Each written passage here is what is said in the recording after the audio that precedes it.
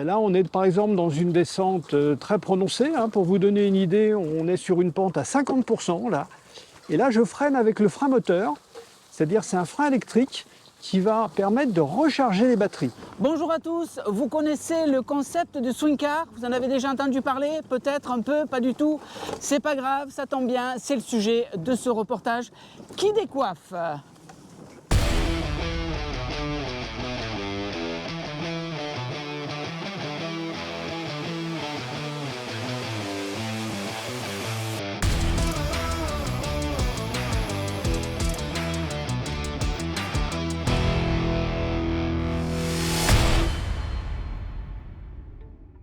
C'est à la frontière de l'Occitanie et de la région Auvergne-Rhône-Alpes que Pascal Rambaud, en 2005, invente dans son atelier à quelques kilomètres de Montélimar le concept swing car. Une idée née d'une réflexion libre dans l'esprit de cet architecte expert en risque industriel, féru de haute montagne, désireux d'apporter une touche de légèreté dans le milieu touristique pour sortir des sentiers battus.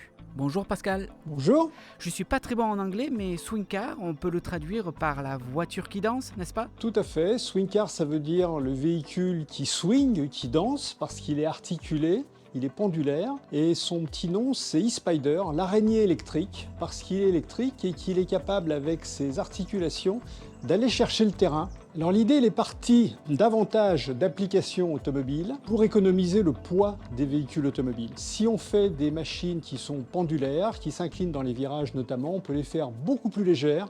Et si on les fait beaucoup plus légères, on va économiser de l'énergie. Ensuite, on est passé à une application tout-terrain, et comme c'était associé à de l'électrique, donc à du silence, à de la discrétion, très vite, c'est devenu une machine de parcours des terrains naturels pour les loisirs, mais aussi pour des applications agricoles, de services, etc. Et ce tout-terrain électrique avance grâce à un dispositif pendulaire, un système qui permet aux roues d'adhérer au sol sans subir les contraintes des forces centrifuges. C'est ça. Alors on peut le voir de différentes manières, soit si la machine est posée sur ses roues, on voit que la nacelle s'articule dans les virages notamment, donc peut s'incliner à gauche et à droite en fonction de la force centrifuge. En revanche, si on la met sur une table, comme ça, on va voir comment les trains articulés vont aller chercher le sol. Si vous êtes dans un dévers, vous allez avoir des roues qui vont s'installer à des altitudes différentes. La nacelle va rester à l'horizontale et c'est ça qui va permettre de compenser le dévers, de compenser la pente et de faire que les 4 roues sont toujours en contact avec le sol. Depuis sa création, Pascal Rambaud a toujours souhaité que son innovation profite surtout aux personnes à mobilité réduite. Alors, je vous montre comment on accède quand on est en fauteuil roulant. On va faire pivoter les bras qui supportent les roues, aussi bien devant que derrière.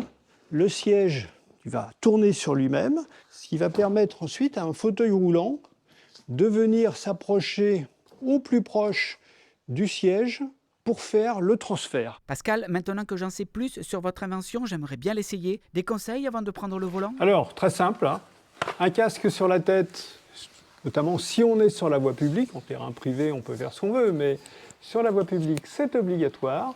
Et là, je suis prêt à partir.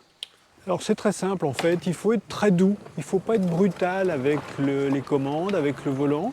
C'est comme ça qu'on est le plus efficace et c'est comme ça qu'on est le plus en sécurité. On voudrait que la machine elle soit conduite plutôt comme une araignée, mais aussi comme un serpent. Toujours elle suit le terrain, jamais elle dérape, jamais elle fait de poussière, jamais elle fait de bruit, ça c'est normal puisqu'elle est électrique.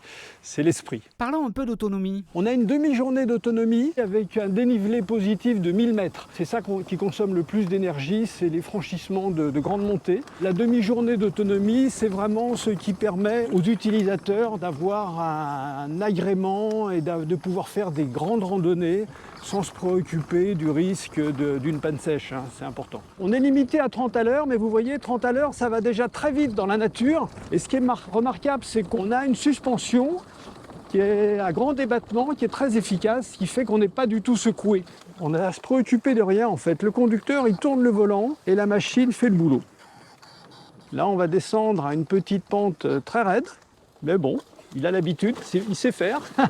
Et ce qui est très intéressant avec une machine comme ça, 4 roues motrices avec beaucoup de couple électrique, c'est qu'on va pouvoir aborder l'obstacle sans prendre d'élan. On voit que le terrain est pratiquement pas raviné malgré de très très nombreux passages. C'est parce qu'il y a beaucoup de motricité, parce que justement les 4 roues restent au contact du sol en permanence. Voilà, c'est parti, tout doucement.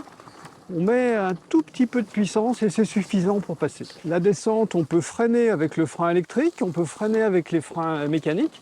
À tout moment, on peut s'arrêter, même dans une descente très raide.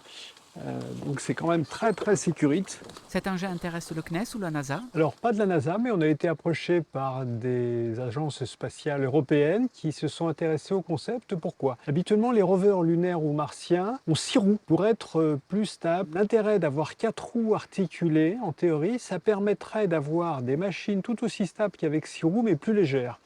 Or, chaque gramme qui est envoyé dans l'espace coûte une fortune. Donc si on peut alléger ce qu'on envoie dans l'espace, c'est tout bonus. Si vous aussi vous avez envie d'essayer ce concept Swing Car, sachez que plusieurs sites en Occitanie proposent des balades touristiques et culturelles, notamment le site de Évasion au lac du Salagou dans l'Hérault ou Swim Up à Bouzoul dans l'Aveyron. C'est la fin de ce reportage, on se retrouve prochainement pour de nouvelles découvertes.